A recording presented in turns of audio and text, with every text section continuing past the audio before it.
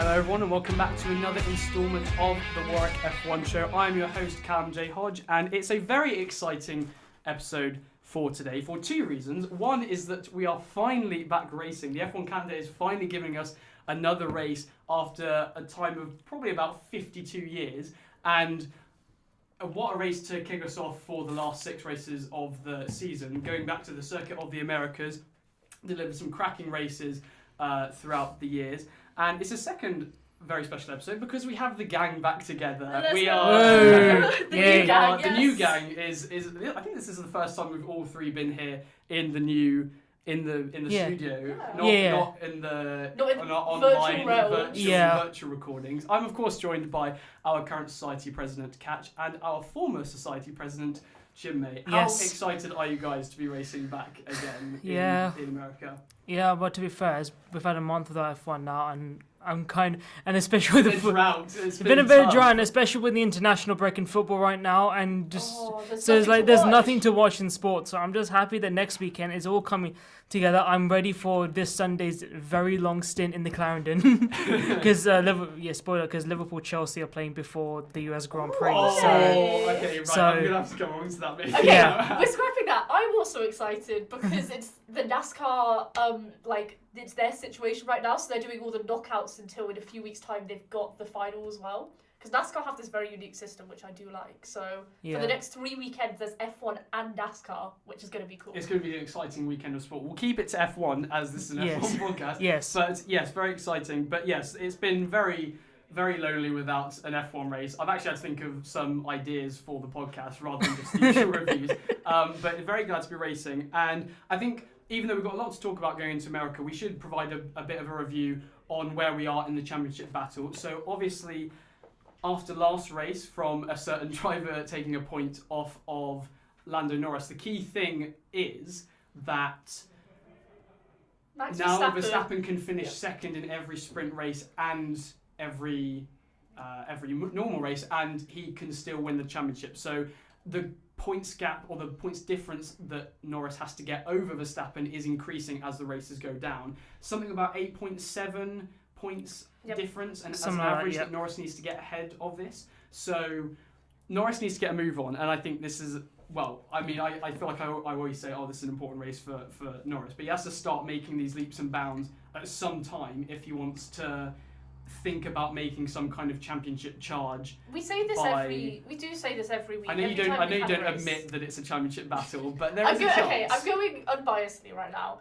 We say this every time that he has to make a statement, and he did that with Singapore. Don't forget he did win the last race in Singapore.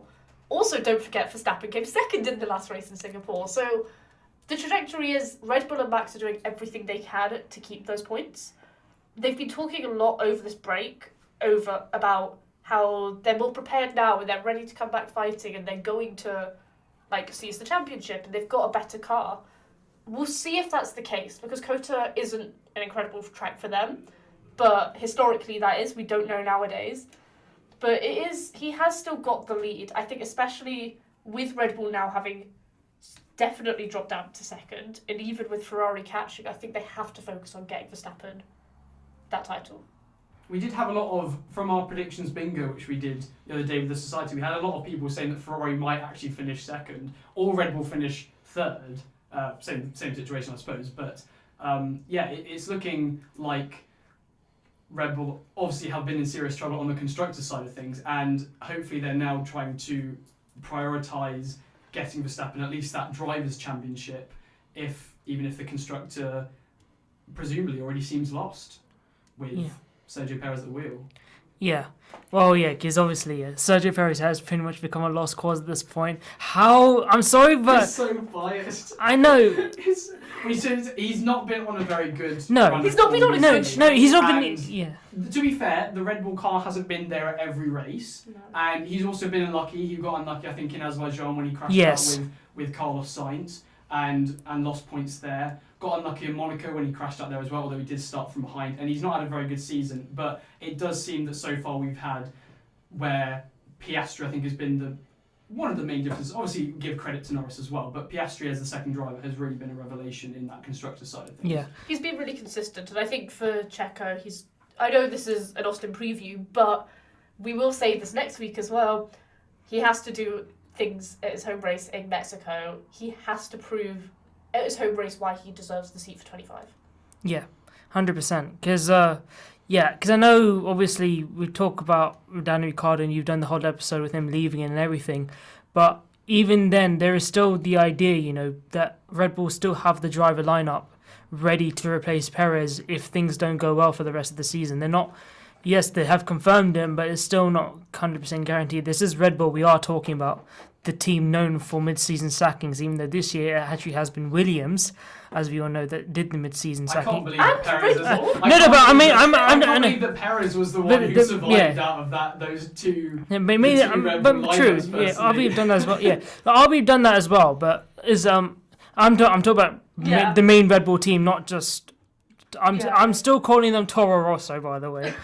I certainly didn't say their full name. I think I just say RB. I say RB. It's definitely going to be a really good fight now for the last 6 races. We've got every single team at full throttle going to the end of the season. And also, I guess we will be seeing the pecking order staying where it is mostly now because obviously most teams will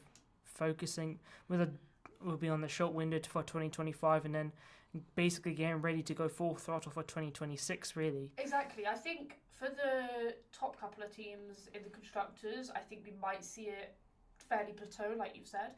But for the kind of quote-unquote mid-table battle, with, I'm going to say from 6th to 8th, it is fair game. RB with 34, Haas with 31, Williams with 16. Anything could happen.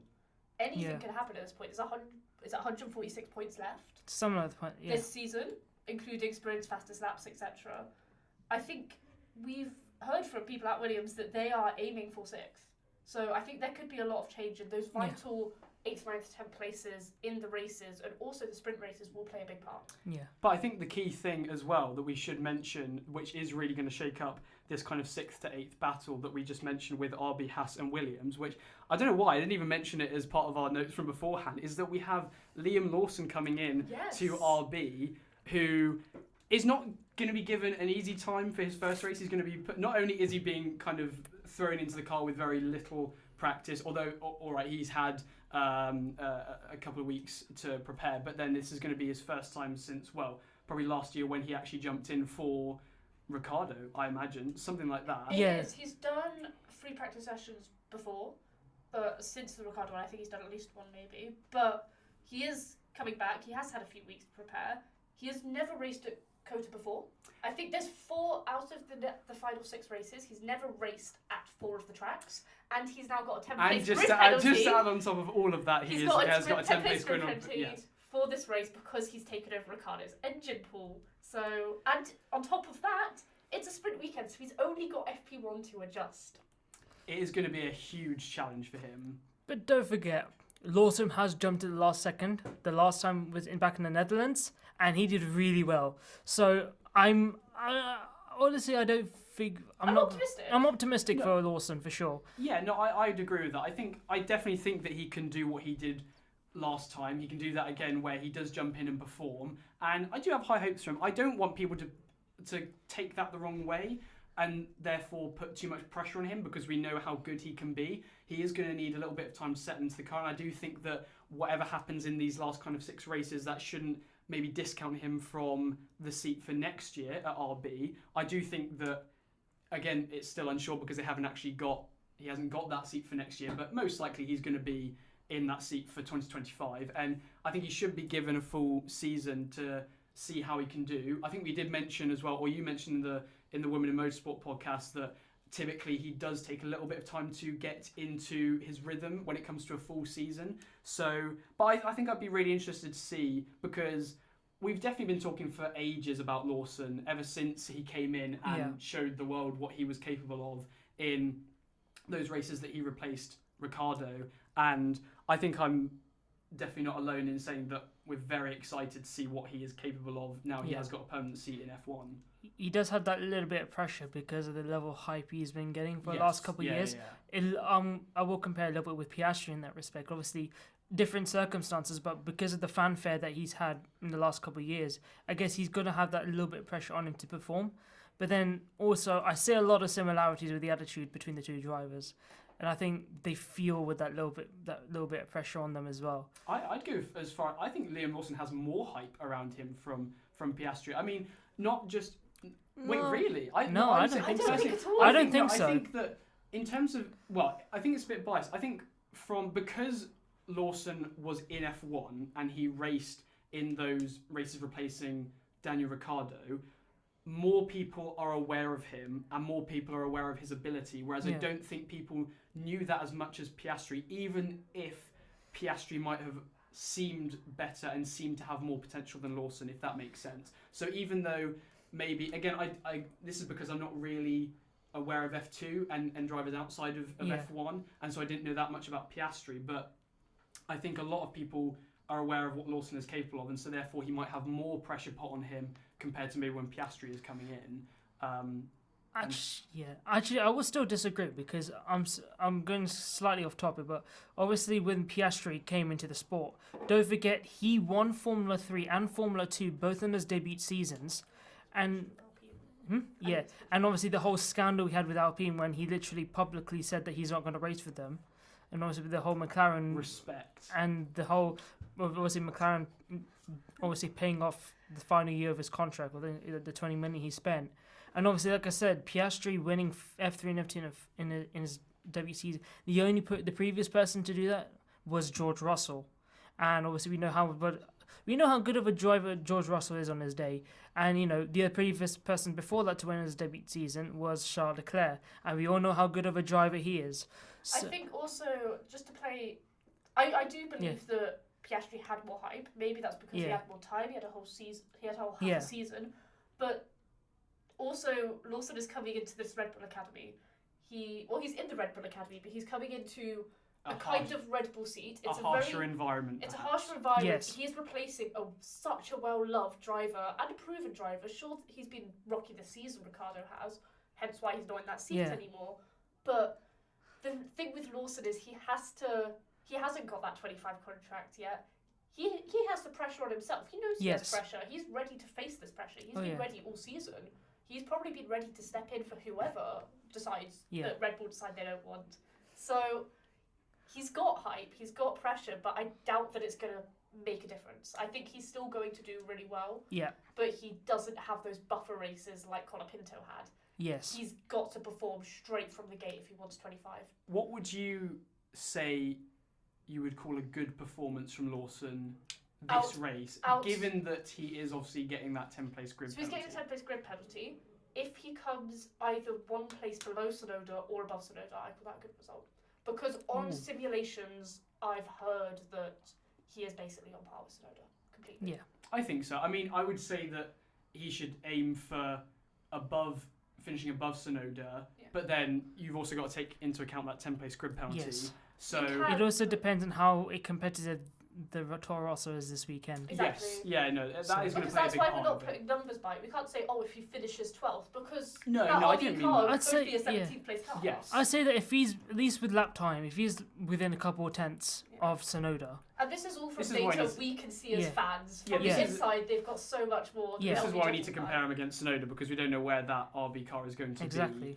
And we also don't know how Ricciardo's been as well, so you can't really compare against Ricciardo. I think it's going to be interesting to see what the comparison is like with Ricciardo compared to his early performances in the season, and with Tsunoda as well, because we might now actually get a measure of what that RB car is capable of, because you could argue that there haven't really been many opportunities where Tsunoda or Ricciardo have possibly maximised the performance of that car. So we'll have to see. What if RB turns out to be the fastest team on the grid? Who knows? Yeah, I doubt that. I strongly doubt that. Yeah, the chances of a 2008 Monza style performance is very, very unlikely. I don't. I think that's maybe a little bit too far fetched. But I do hope that Lawson gets on well, and I would like to see. I think I'll restrict my judgment until maybe he has a proper race weekend without any grid penalties and things like that. I would say wait until the end of this triple header, really. Yes, the triple header is going to be a big time because for him, you've got 3 very distinct circuits. So to figure out, the thing is, to be fair, if you can land a few good overtakes in Mexico of all places, then then I think that automatically gets my respect. That does show indeed. We'll move on to another aspect that we are looking forward to. Well, some of it which we're looking forward to, other of which we're not looking forward to, is the special liveries that we have for COTA. Katch, we'll come to you first. Oh, we'll go to the Alpine livery. Okay, so I'd like to remind you that you're not allowed to swear on this podcast. Before you. I am being accused right now. Before recording, you have said some outrageous words to me that's about the Alpine livery. There's no evidence. I did not. So, okay, there are 3 special liveries being done. It is the first race after a break, which is why a couple of teams are doing these liveries. The first one is Haas. It's their home Grand Prix. They've put some stars and stripes alongside their current livery. It looks really nice. It's very subtle, but it looks good. McLaren they've gone back to chrome like they did in Silverstone 2023, and it is the best looking car I have ever seen. It was the best looking car, and it still is. It is gorgeous. Thank you for the chrome. I'm going to say something outrageous. I wasn't actually the biggest fan of the chrome livery when it was brought in. I just it's so much better with like the orange and black and the contrast between that, and I'm not saying keep the chrome for the end season. Make the whole car chrome. Yes. Okay, if Vodafone days. Abu Dhabi, they should totally just go back to the last time they won a constructors title, bring back that car design. They should totally do that. I'd be totally up for that. But I think with the orange, I'm not sure. I think it works. And then the final one, which is the one that Callum was accusing me of, was the Alpine livery. I think I have valid evidence to back this up. So they are doing an Indiana Jones partnership. I don't know the context behind it. I don't really care about the context behind it. The car is orange. I'm sorry, but Alpine, you either stick with your blue, you go to pink. Do not pretend that you are McLaren and paint your car orange so it will be fast. Yeah, if anyone from Alpine is listening, I hope they don't think that just because your car is painted like a McLaren, it's not going to go like a McLaren. So we're going to have two fast cars at the front and 2 slow cars at the back. It's going to go like the 2018 McLaren. Yeah, they're maybe replicating a McLaren from a few years ago. That's the one that I'm just a bit, as a McLaren fan, I'm a bit offended over. It looks a bit ugly because it's on an Alpine. I thought the McLaren would have papaya copyrighted or something, or can you not copyright a colour? colour? I don't know. Maybe something they should look into after this incident. Okay, I don't know why they. Lawyers. I don't know why they. Yeah, if there are any lawyers listening, please look into this for us and get back to us on the Instagram page. But if or the email. Or the email. But. Yeah, I don't know. They should have stuck with their. When did they have that red and black livery, which was amazing for Alpine? Was it Canada? Am I being stupid? I can't remember now. Yeah. Whipping out the phone to try check. There was definitely an Alpine. Maybe was it Alpine? Yes, it was Alpine because it was BWT. It was a Deadpool special. Belgium Grand Prix weekend is Deadpool. Yes. Special. Yeah, what for this year? What a film, by the way. I recognise it. Okay, I thought I'm not being stupid. You're not being stupid. Yeah, so that they should have kept. That was amazing. I think that's better than their current livery, frankly. But I think we're saying maybe to avoid the papaya if we don't mind. But it's only for one race, so we can bleach our eyes after that race. And the final thing I want to mention is which I think is the big news of the week, is the Toyota and Haas partnership. Yes. Yep. So that is relevant, and we're putting it this episode, not a news one, because this multi-year technical partnership with Toyota Gazoo Racing. TGR, it is starting from US. It's starting straight away, which is going to be really interesting. So it's going to feel, because Haas have self-admitted they don't have a simulator they've built themselves. They use parts from Ferrari and stuff. Yeah. Still in 2024, they haven't built their own simulator, but they're getting those, filling the gaps. They're filling the hardware capabilities that even the team principal Komatsu is saying they're missing so many capacities within the team and within the factory facility. Yeah. So this isn't replacing the Ferrari-Haas partnership. No. It's just alongside it. Yeah. So this is still kind of, especially for the rest of the season, it's still a collaboration between Haas, Dallara, who built the chassis and that sort of stuff for Haas for the last few years, Ferrari. So they're still keeping their that new facility they built in Maranello, and obviously Toyota. So that is one hell of a collaboration. Yeah. So Toyota Gazoo. So obviously, if you don't know who that is, just filling the gaps. This Toyota is not Gazoo from like the housing estate. No. So Toyota Gazoo Racing is like what AMG is to Mercedes, or what Abarth is to Fiat, or even like Nismo to Nissan. If you can go back into those days of, the peak JDM. that sort of stuff. So it's kind of like the performance division, and if you might have seen like the Yaris, like they made like special sports versions of like the Yaris and that sort of stuff. They've been really successful in the likes of like WEC and that sort of stuff. Yeah, because they haven't been in F1 for 15 years. Yes. And I think going forward, obviously this is Austin specific, but going forward it'll be interesting that it's a Japanese company that's investing in Haas. So what does that mean for the team and the lineups into the future? Yeah. Do you think they will, like Honda have supported Tsunoda, do you think there'll be another Japanese or similar driver that Toyota favour, therefore will bring to Haas? Could do. That could be an option for future years. Obviously 25 is locked in, but from 26, who knows? Exactly. I think certainly.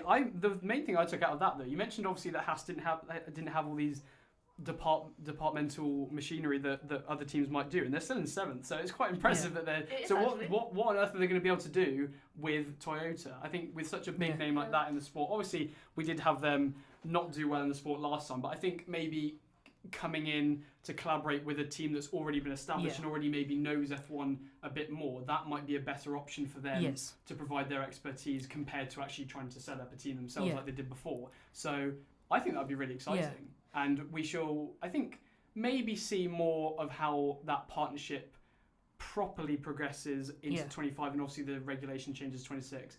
We seem to have so much riding on the 2026 regulations. It's going to be an exciting year, but we have got a long time to wait before then. Yeah. So, side note as well, don't forget Toyota, just tell you how good Toyota's facilities are. McLaren, until this year really, actually used Toyota's wind tunnel.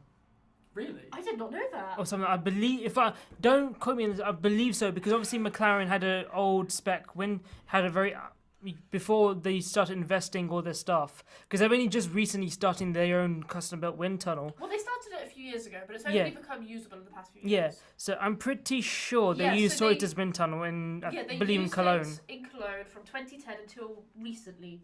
Recently doesn't have a date on it. However, I'm assuming until roughly the end of 2023. It was mainly from 2023 that they started properly using their own all in-house development. So so kind of like Haas is doing much more of the commercial benefits for Toyota Gazoo Racing, and Haas are just making use of Toyota's facilities, motorsport know-how and that sort. So they kind of just more of a mutual thing. They're making a good claim to stay in the sport, because I know there was earlier in the season discussions about Andretti taking them over.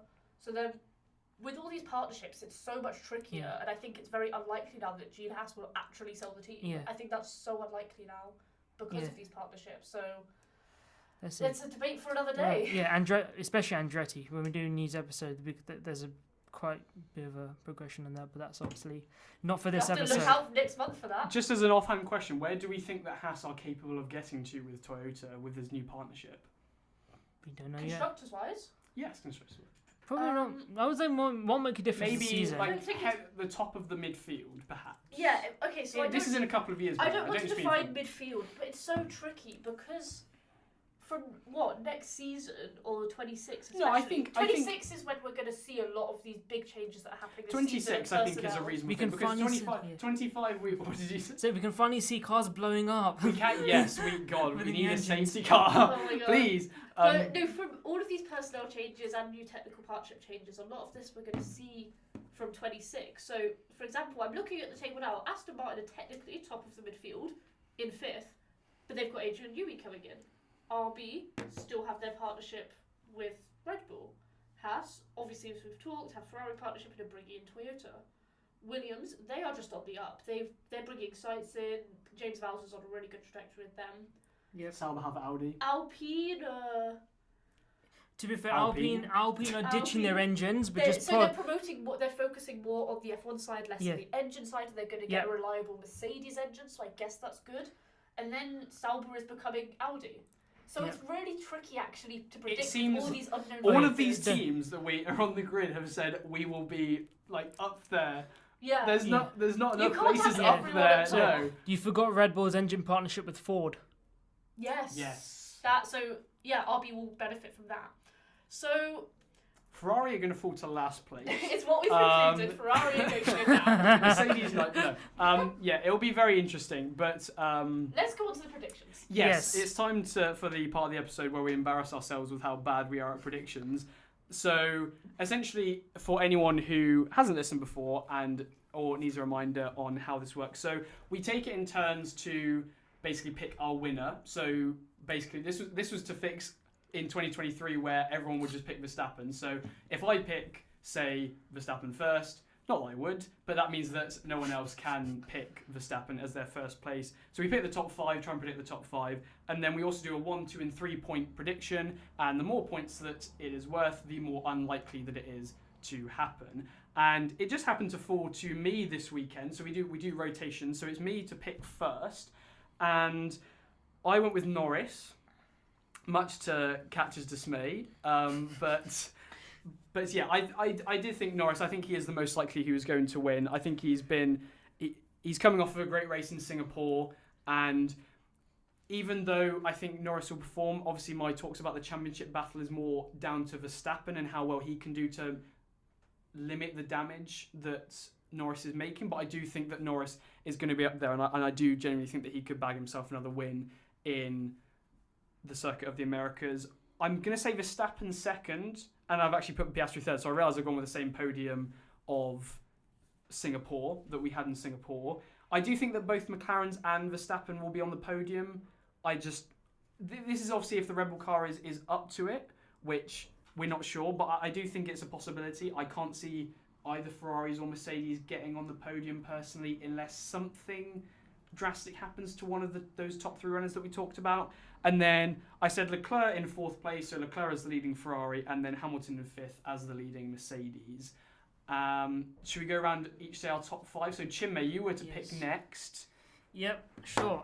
So obviously the obvious Norris has gone first.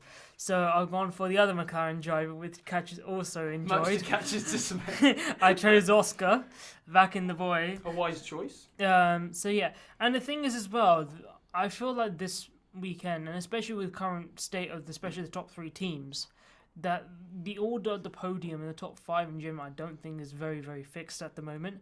So I've just gone for Leclerc second and Verstappen third. I don't know. The thing is, we don't know how Red Bull if they're going to improve or do well at this track really. But as far as I know, Kota is quite heavy on the curbs. Yes, that's something we didn't mention, which is obviously going to be especially on the first sector. Red Bull so obviously, and their car design.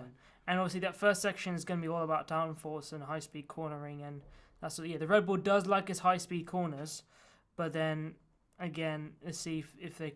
I don't know if the track's been resurfaced or not. I don't think so. It has, but then yeah, I'm also going for a science 4th, and I'm going back to my tactical 5th place for Norris because at the moment, on paper, Norris is the fastest driver on the grid at the moment. So just in case, or at least I can guarantee that point with him. So you think that maybe Norris will get first, but it's just because you can't pick him? Yes. Essentially. Yeah. Oh, interesting. Interesting. So then Katch was last, and you're going Verstappen first, aren't you? I'm not. I'm going for Hamilton first because I don't think the Ferraris are going to be on it. I think something will go wrong either in the sprint race or they'll just have a poor qualifying like they have in previous races, like Singapore. So, yeah, I'm going Hamilton first, then I'm going Norris second and Piastri third. So I've got both McLarens on the podium because I think they'll both do really well. And I think from this point onwards, unless Lando has a poor qualifying, it will be team orders to prioritise Norris for the rest of the season. So that's why he's ahead. And then I've gone Leclerc 4th as the leading Ferrari and Verstappen 5th because I think he will end up in the top 5. I just have no idea where, so I may as well chuck him 5th. I think a lot of it will depend on how well that Red Bull car deals with the circuit rather than Verstappen. Because I do think that Verstappen will maximise what is there in that car. You can never doubt Verstappen always maximises whatever it just depends where that car is. We just don't know what is possible with the car. No, but I think I would definitely be happy to see Hamilton win, even though I don't think it's likely. But then I know obviously that's because you're last picking. So, yeah. But yes, obviously you mentioned both McLaren's doing well. We'll go to our 1, 2, and 3 point predictions. So for my 1 point prediction, which I think is quite likely, is you saw a rumor on this actually, which is I've said Ricciardo will make an appearance on the week at some point in the weekend. So I want to just clarify what appearance means. Does he just have to be at the track and there's some fan that's taken a photo of him? No, so we'll see him. So we could maybe say that we see him on the broadcast. At some point in the weekend. Okay. Yeah. So either a practice session or he's doing the post-race interviews. Unlikely, Probably not. but We'll see him somewhere around the track for the race. Then my 2-pointer, so slightly more unlikely, I think, is going to be that a Haas car makes it to Q3. And that Haas car is probably going to be Hülkenberg. Probably, but you never know. Magnussen, Hedge your bets, 50-50. I haven't specified, so it could be Magnussen, even though it's maybe more unlikely. And then my 3-point prediction, I'm hoping for some good fortune to our newer drivers on the grid, and I'm saying that Colapinto and Lawson will finish in the top 10 in the main race. So not the sprint race, the main race on the Sunday. I think my 3-point prediction, well, I don't think because it's my 3-point prediction, so it's unlikely, but hopefully Colapinto and Lawson finish in the top 10. I can get both of those. I think everyone will be happy to see that. Yeah, especially you've got like wholesome predictions. Yeah. Yes. I haven't meant to, but it's just, I suppose I have. Yeah. Chinmay, if you want to go through your 1, 2 and 3-point prediction. Okay, so my 1-pointer, I've lifted it directly from a prediction made by one of our podcast founders, Will Kingswood, from 2 years ago. Shout out to Will Kingswood. We will get him back on at some point. We know you're listening. Yeah.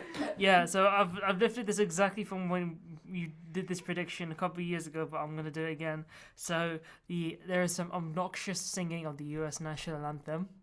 We will decide. I haven't found out who it is. I tried to search who is singing it, but they haven't released that yet. Yeah. We will judge on the Austin review when we get that out in the week after the race, whether we would decide it as obnoxious and for that 1-point prediction. So that's fair enough.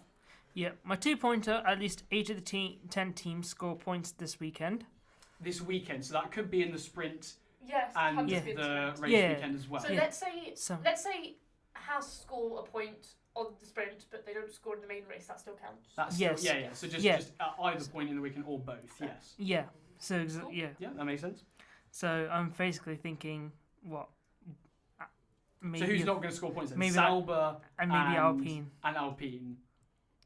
But then we have Haas, we have Lawson or Tsunoda. I think that's Williams firing on all cylinders at the moment. We certainly they so are. This is actually not. It's not actually. It's not a bad prediction. I take that as a 2-point prediction. So yeah. And your 3-point. And my 3-pointer, I've gone a bit. This is actually a fairly difficult one to get. So between both podiums of the sprint race and the main race, there's going to be only one common driver. So, for example, if you have Norris, Verstappen, Piastri in the sprint podium, you can't have like Norris and Verstappen and Leclerc. Only one shared driver. So basically, there's going to be 5 different drivers on the podium. I think that is genuinely quite unlikely, just because of how far ahead the McLarens and Verstappen have been from Mercedes and Ferrari and the rest of the pack. So we need a safety car, man. I would not that a little crash. I don't want to obviously wish for a crash on this podcast, but yes, if we could get some chaos.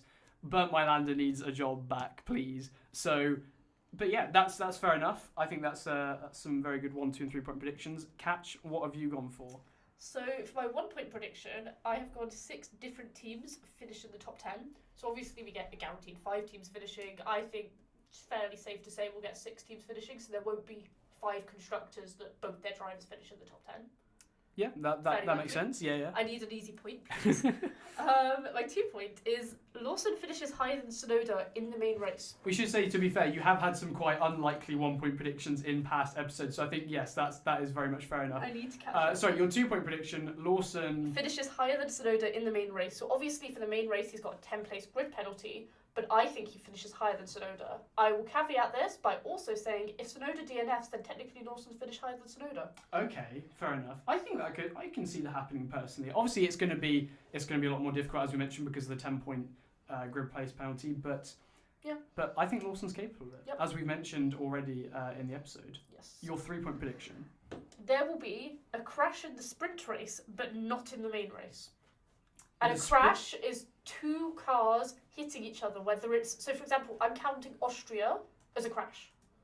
What happened with Lando and... so they didn't have to DNF necessarily. No, there's just a crash or a collision. We'll go collision in the sprint. But then there's no collision in the main race. So there has to be a collision that's quite unlikely. There has to be a collision in the sprint, but not in the main. Yes, indeed. Well, there are some very good sets of predictions indeed. So for any society members that are listening who we are going to have a sprint viewing on the Saturday at 7 o'clock in the Fab. Am I right? Yes, it will be in the Fab. The sprint race starts at 7. So for anyone listening who just wants to watch, make sure you tune in to however you're going to watch it a bit earlier, because there is still, they don't do the national anthem and all the other kerfuffle, but they do have the preview. So about 6:45 is when you should tune in, British Standard Time. And then for the main race, that is an 8 p.m. start time. At the Clarendon, as usual. Yep, if you are nearby, we will be at Clarendon. Please join us. Again, for wherever you're tuning in, tune in a little earlier, because then you get the chance to see the obnoxious US national anthem. And confirm Ords and I, who was it, the prediction? Chinmay's 1 point prediction, indeed. But yeah, and apart from that, on the podcast, we'll obviously have an Austin review up after that race, talking about all of the details from what I think is going to be a tremendous race. I'm very hopeful to lead us back into these last 6, hopefully intense races. But until then, thank you very much, Katch and Chinmay, for joining me. I've been your host, Callum, and until next time, goodbye.